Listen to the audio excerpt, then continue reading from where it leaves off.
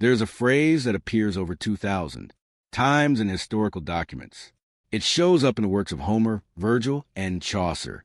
It appears in French medical manuals and West African oral traditions. It surfaces in Brazilian travel, journals, and London court depositions. The phrase is first sleep, and it once required no explanation. For thousands of years, every writer who used it assumed understanding. No writer ever stopped to define it for their readers. It was that ordinary, that universal, that deeply embedded in daily life. Then sometime in the early 1800s, the phrase disappeared from use, not slowly, not through the natural drift of language over generations. It vanished from every tongue that had ever carried it. An entire dimension of human experience was quietly removed from the vocabulary, and almost nobody alive noticed that it was gone. The man who finally noticed was Roger Kirch, a history professor at Virginia Tech. In the 1990s, while researching nighttime culture before the Industrial Revolution, he found a court record from 1697. A 9-year-old girl named Jane Ralph gave testimony in a London courtroom. She told the judge her mother had woken after her first sleep and gone outside. The mother was later found dead. That phrase, first sleep, was written with the same casualness as breakfast or Sunday. No one in the courtroom questioned it. No one asked the girl what it meant, because in 1697, everyone already knew. Kirch did not know. He had never encountered the term. So he started searching for more references, and the flood began. He found hundreds, then thousands, over 2,000, references across 12 languages, spanning from ancient Greece to the early 20th century. What they described was not an oddity or a regional habit. It was a dominant way human beings had slept for all of recorded history. The pattern was remarkably consistent across centuries and continents. People retired between 9 and 10 in the evening. They slept for roughly 3.5 hours. This was the first sleep. Then they woke naturally sometime after midnight. They stayed awake for an hour, sometimes 2. Then they returned to bed for the second sleep, which lasted until dawn. The Latin term was primus somnus. In French, premier somnol. In Italian, primo sonno. Thucydides used it in his history of the Peloponnesian War.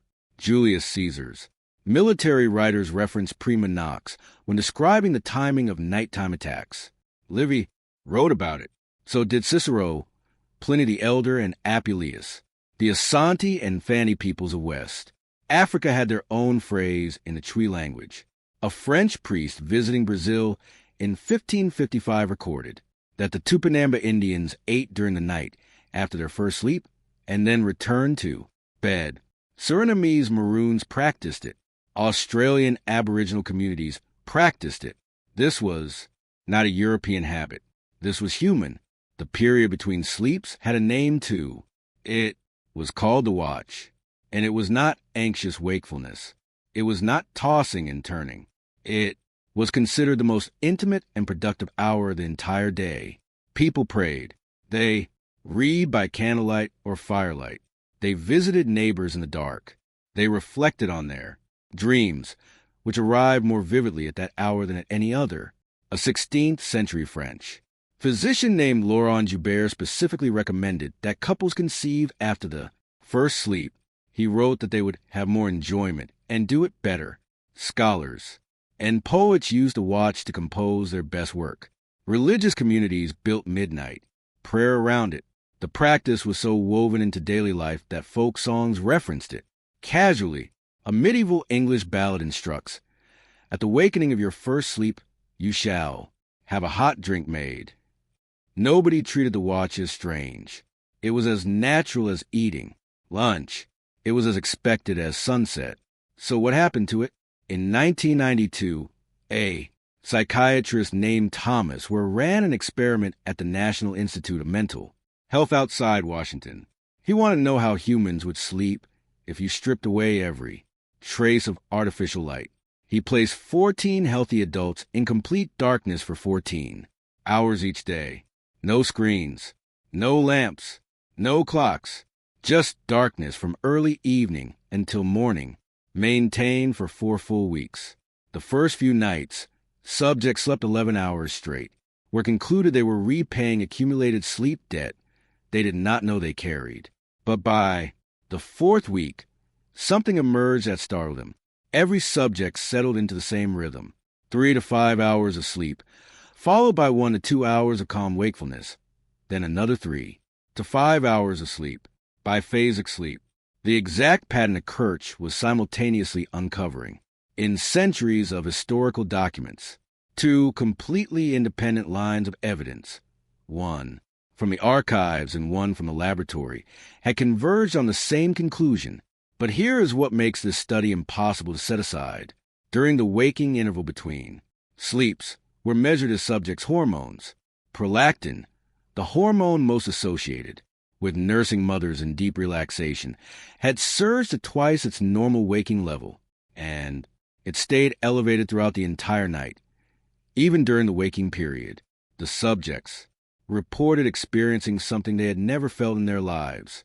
Not sleep, not ordinary wakefulness, a state of profound, almost weightless calm, where compared to what advanced meditation practitioners spend years trying to achieve. His exact words deserve to be heard. He said, "Perhaps what those who meditate today are seeking is a state that our ancestors would have considered their birthright, a nightly occurrence for thousands of years. Every human being on Earth entered a chemically distinct state of consciousness for an hour each night, a state we have no modern word for, a state that cost nothing, required no training, and arrived automatically in the space between the 2 sleeps. We do not experience it anymore. We do not even have a name for what we lost. No pharmaceutical company has ever studied it. No wellness brand has ever tried to replicate it. The closest modern analog is deep meditation, and people pay thousands of dollars to attend retreats pursuing a fraction of what used to arrive for free every single night. Not because our biology evolved past it, because our economy decided it was unproductive. Now, the skeptic in me needs to address something real. In 2015, a team led by Jerome Siegel at UCLA studied 3 hunter-gatherer societies: the Hadza in Tanzania, the San in Namibia, the Tsimane in Bolivia. These groups had no electricity, no factory schedules, no artificial light beyond campfires. If biphasic, sleep with a human default, they should show it clearly. They did not. All 3 groups slept in one continuous block, averaging roughly 6.5 hours. Siegel's team argued that biphasic sleep was never universal, that it emerged only at higher latitudes with long winter nights. Not a birthright, a regional adaptation. Kirch responded in the journal Sleep, citing documented evidence of biphasic patterns among equatorial cultures Siegel never examined: the Tupinamba, the Asani, the G/Y of Southern Africa. The debate is genuinely unresolved. Maybe biphasic sleep was universal. Maybe it was not.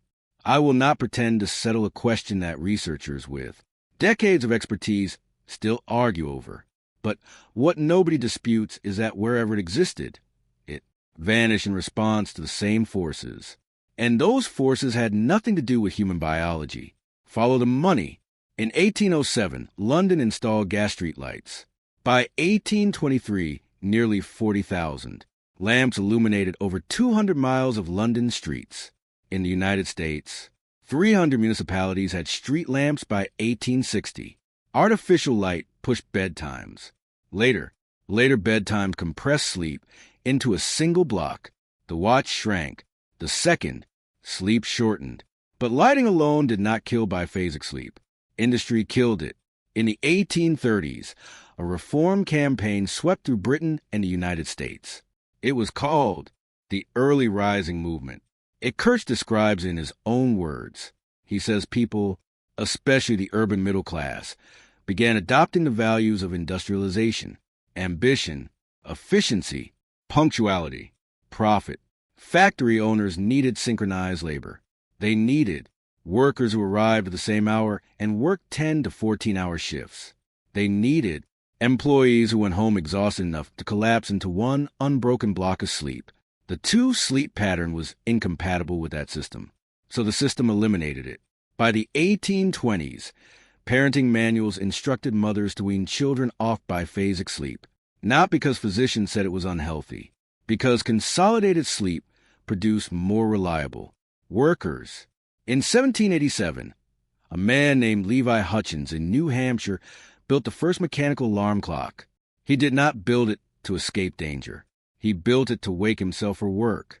That single device marks the moment sleep stopped belonging to biology and started answering to capital. And then a profession appeared that tells the whole story.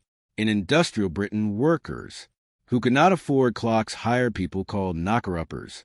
These were men and women who walked dark streets at 3 and 4 in the morning.